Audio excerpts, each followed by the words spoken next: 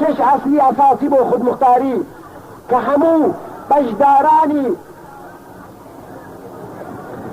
هەیەتی نمایندەگی گەلی کورد موافقەتیان لەگەڵ کردو. ئەو شش ئەسلە چییە؟ یەک، حەقی خودمختاری بۆ کوردستان دەبێ بەرەسمی بناسرێ و لە قانونی ئەساسیشدا بنووسرێ.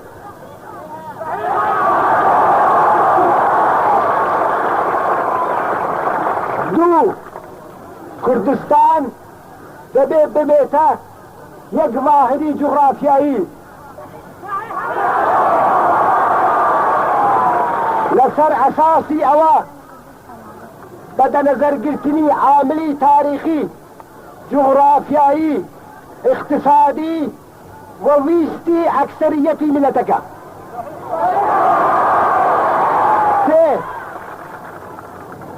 سێ،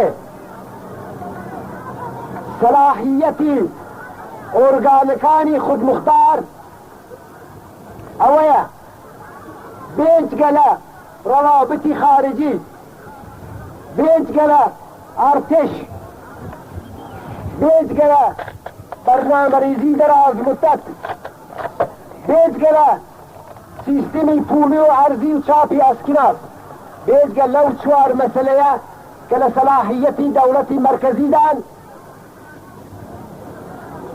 باقی اختیارات دەبێ بدرێ بە ئۆرگانەکانی خودمختار، بە ئۆرگانەکانی منطقەی خودمختاری کوردستان. چوار،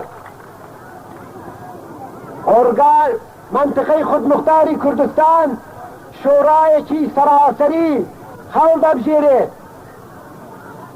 شۆڕایەکی سەراسەری هەڵدەبژێرێ لە هەڵبژاردنی ڕاستەوخۆ لە تەرەف میلەتەوە و ئەو شۆڕایە حکوومەتێک یا هەیەتی ئیجراییەک دیاری دەکا بۆ بەرەوبردنی هەموو کاروباری داخلی منطقەی خودمختاری کوردستان.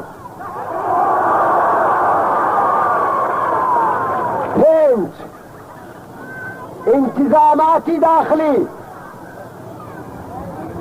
پۆلیس و ژاندەرمەری دەبێ بەدەست پێشمەرگەوە بێ. پاسداری وارداتیشمان لە کوردستاندا نایە. شش، زمانی کوردی دەبێ ببێتە زمانی ڕەسمی لە کوردستاندا. ئەوەیە قوربان ئەو شش ئەسلە کە موردی تەعیینی سەراسەری کوردستانە.